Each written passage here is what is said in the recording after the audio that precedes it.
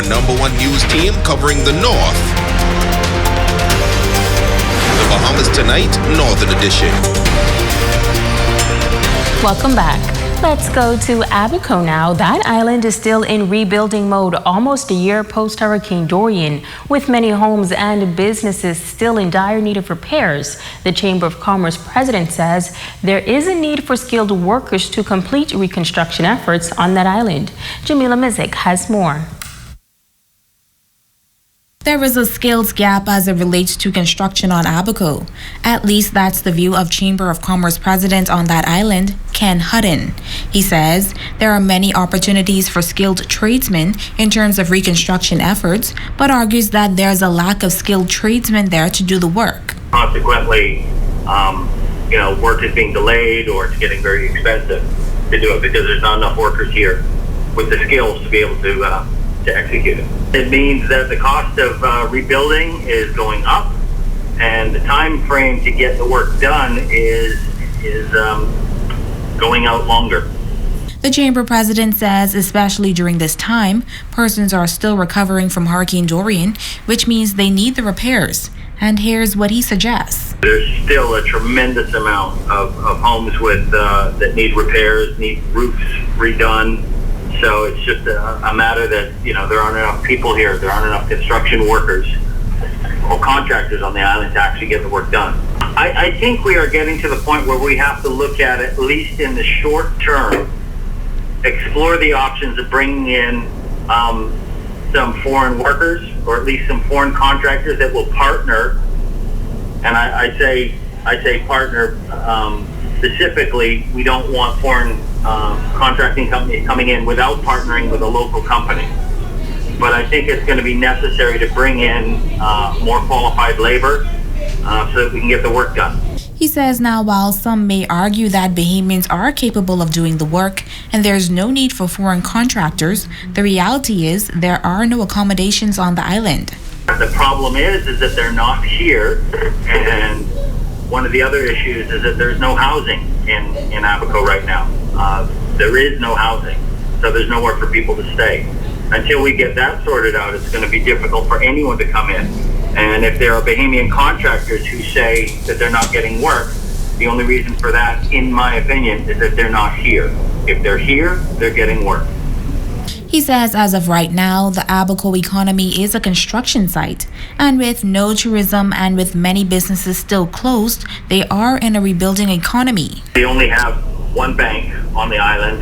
We have one food store and some smaller convenience stores. There's very few restaurants.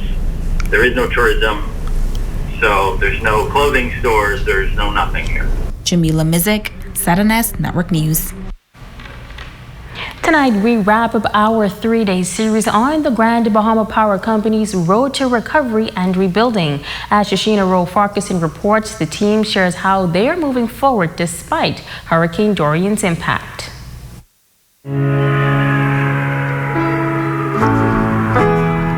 Many businesses on the island of Grand Bahama continue to feel the effects of Hurricane Dorian. Communications Manager Cleopatra Russell and grid engineer Omar Martin of the Grand Bahama Power Company say that they are no different. We're still rebuilding as well. Our primary generation facility is still not operational as a result of the flooding that impacted us at the Peel Street Generation Plant, and we still have customers in East Grand Bahama that are rebuilding. But nonetheless, we are trying to make use of what we call rental generating units to make up some part of that reserve. They admit that this is affecting reliability of power for its customers. I think our customers know that we pride ourselves in offering best-in-class reliability, and as of late, we've not lived up to that. When we have lightning strikes, when we have an issue or a fault on the engines at WSP. So customers have been experiencing uncharacteristic outages. However, Russell says that this does not have any effect on customer bills. She notes that as a result of the global pandemic, the coronavirus, The local power company has made the decision to suspend disconnections. So from the beginning of March up until the end of July, we would have temporarily suspended disconnections for non-payment. Beginning August 1st, we will resume disconnections for non-payment for our customers.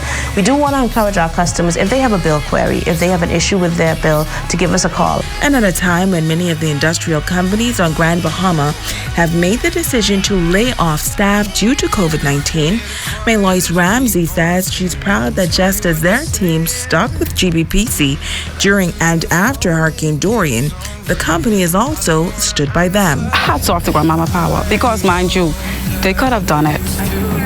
They had a right to do it, but they kept on every employee, and this makes you know what you have. They did a stellar job, and they continue to do and provide for its employees even.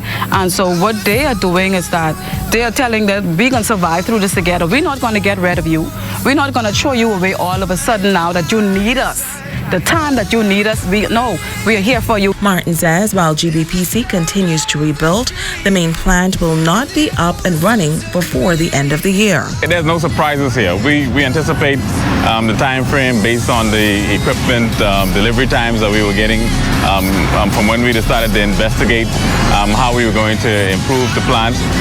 Our team has been committed from day one in terms of being able to bring their expertise to the table. Despite it all, the communications manager says that they are working hard to restore the island of Grand Bahama. While we're still rebuilding like the rest of the islanders and other businesses are, our team has done an exceptional job rebuilding the system, getting customers restored within a week after the storm passed, and continuing to just show us what they're able to do. And this is why they are proud to be a part of the A-team. I remember the day after Dorian passed not being sure if our staff was going to show up.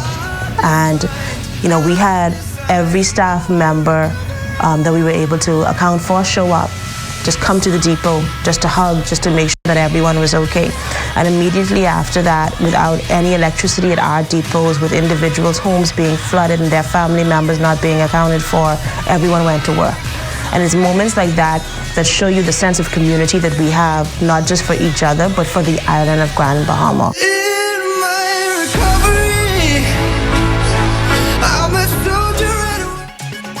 Stay with us, there's more right after this break.